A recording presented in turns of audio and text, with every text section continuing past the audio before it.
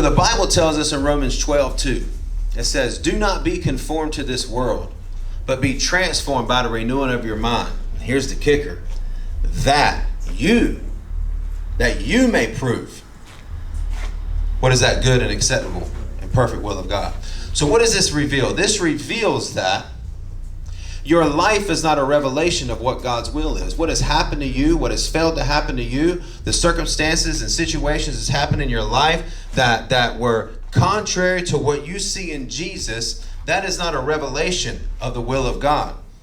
The revelation of the will of God comes through those that have their mind renewed to truth.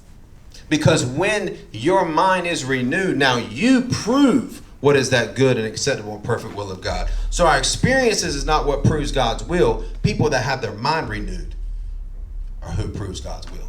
Does that make sense? Mm-hmm. Okay? Now, so the only way to be transformed is what? By renewing your mind, which is changing the way you think, which is what repentance is. Right? Now, here's the interesting thing. The Bible says that the carnal mind is at enmity against God. It is not subject to the laws of God, neither indeed can it be. So are you renewing the carnal mind? You're not renewing the carnal mind. Why? Because it's not subject to the laws of God, neither indeed can it be.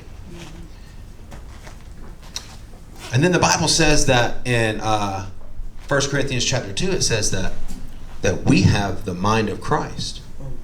Does that mean that we have a mind like Christ, or is it the same mind?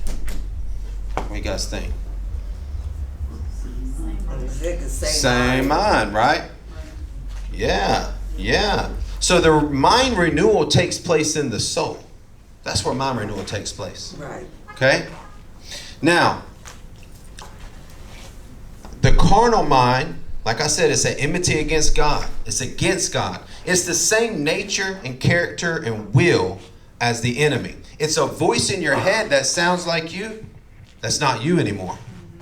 And it doesn't have any power unless you believe it.